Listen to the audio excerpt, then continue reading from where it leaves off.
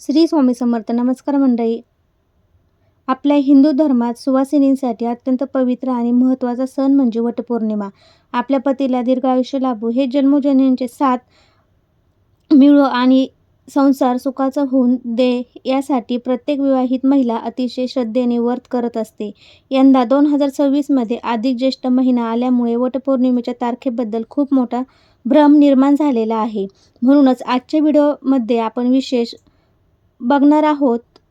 वटपौर्णिमा कधी आहे, पूजेचा शुभ मुहूर्त कोणता आहे, पूजेची योग्य पद्धत आणि साहित्य काय आहे आणि सर्वात महत्त्वाचं म्हणजे पूजा करताना कोणत्या चुका आपल्याला टाळायच्या आहेत. त्याचबरोबर साड्यांच्या संदर्भात संपूर्ण माहिती.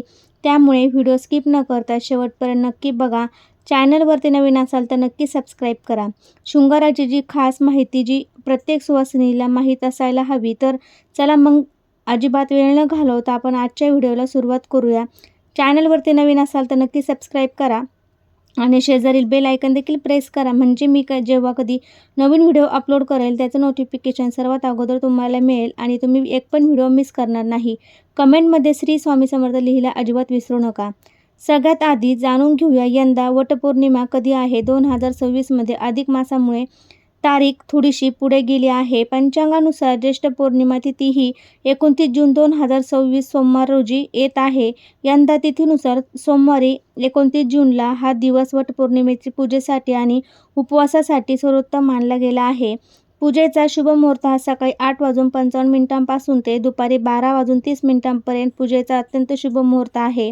या काळात केलेल्या पूजा खूप फलदायी ठरते. या दिवशी शुल्कयोग आणि ब्रह्मयोग असे दोन योग मोठे जुळून आलेले आहे. त्यामुळे यंदाच्या वटपौर्णिमेचे महत्त्व आणखीच वाढले आहे.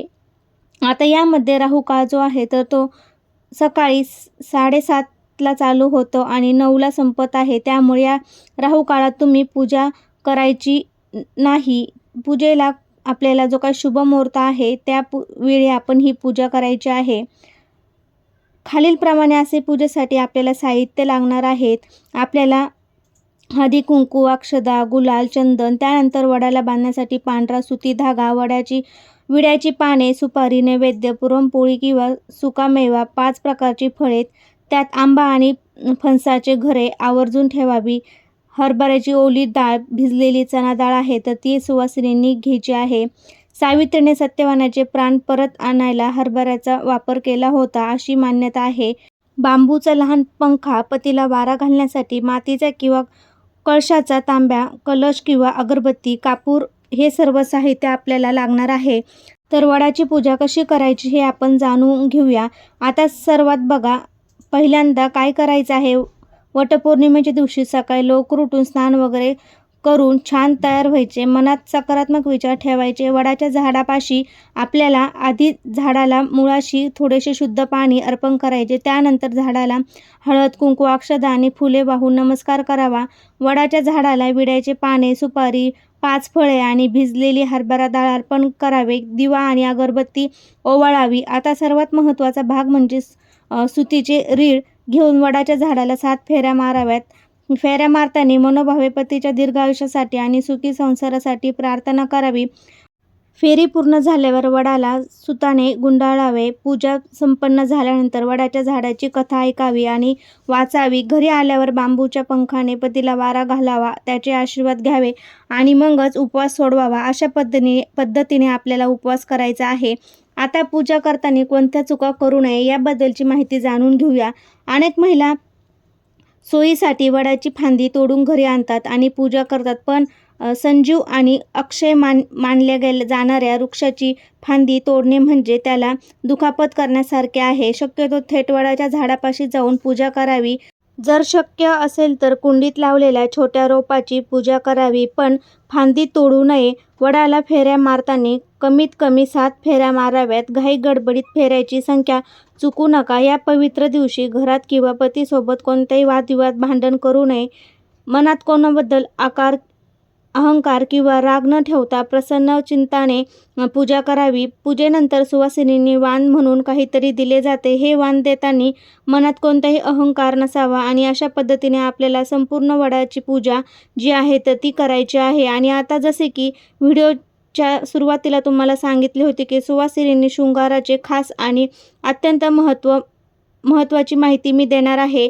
वटपौर्णिमेला 16 शृंगार करण्याचे खूप मोठे फायदे आहेत. आता अखंड यामुळे जो सौभाग्य प्राप्त होतं, तर या दिवशी मंगळसूत्र स्वच्छ करून गळ्यात घालावे आणि पायात चांदीचे जोडवी नक्की असावी. जोडवी ते सुवासिनीचे मुख्य लक्षण मानले जाते. वटपौर्णिमेला हातामध्ये हिरव्या रंगाच्या काचेच्या बांगड्या अत्यंत शुभ मानले जाते. त्याचबरोबर तुम्ही सोन्याच्या पाटल्या किंवा तोडे घालू शकतात, पण बेस हिरव्या रंगाच्या बांगड्या असाव्यात.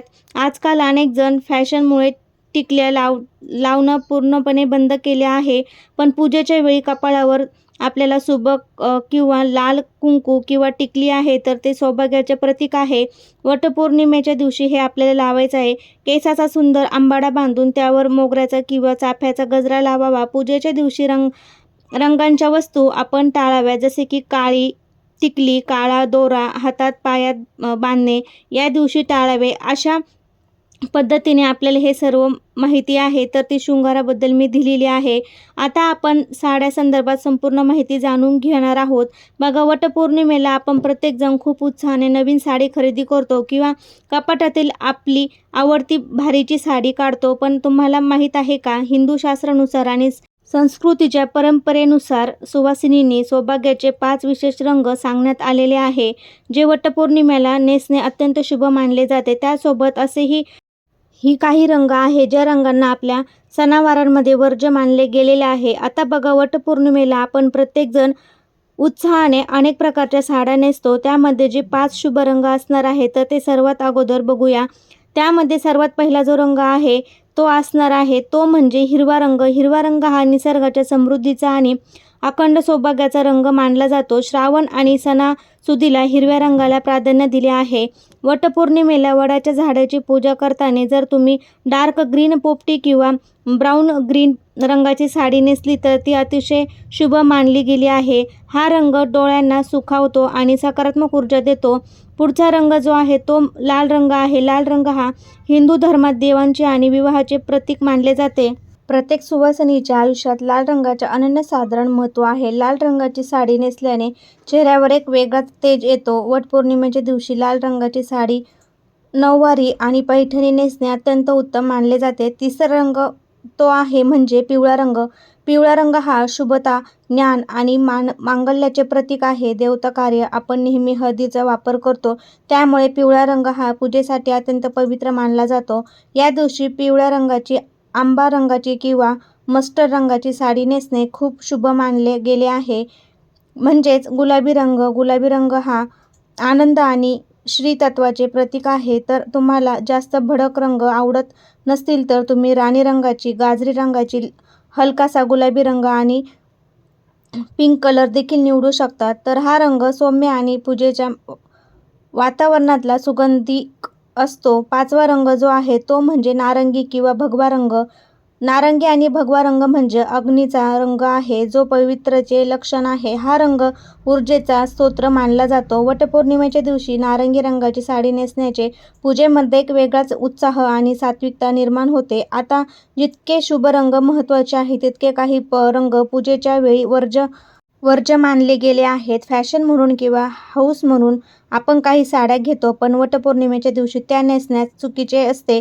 त्यामध्ये सर्वात पहिला रंग म्हणजे काळा रंग. काळा रंग हा फॅशनमध्ये खूप लोकप्रिय असला तरी हिंदू धर्मात कोणत्याही शुभ कार्यास, पूजेस किंवा सणास समारंभात काळा रंग वर्ज्य मानला जातो. काळा रंग हा नकारात्मकता आणि दुःखाचे प्रतीक मानले जाते.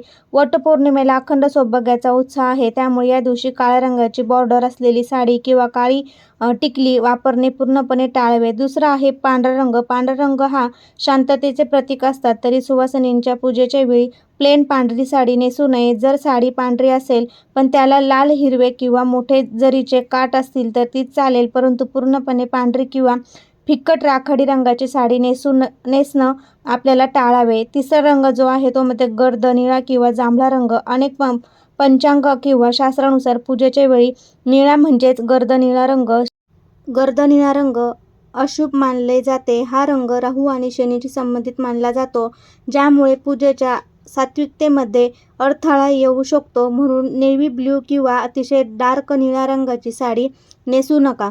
पूर्णपणे सुकलेली विटकरी किंवा करडा रंग, कारण मातीसारखा निर्जीव वाटणारा रंग हा किंवा एखादा फिक्कट विटकरी रंग उत्साह कमी करतो. सणाच्या दिवशी आपण उंचे आणि संजीवनी रंगाचे कपडे परिधान करतो, त्यामुळे मनाला आणि वातावरणाला प्रसन्नता येते.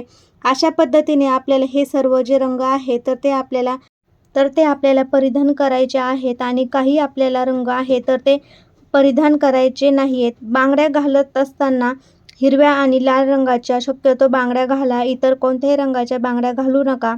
आता ही माहिती जर तुम्हाला आवडली असेल तर नक्की व्हिडिओ शेअर करा. श्री स्वामी समर्थ. धन्यवाद.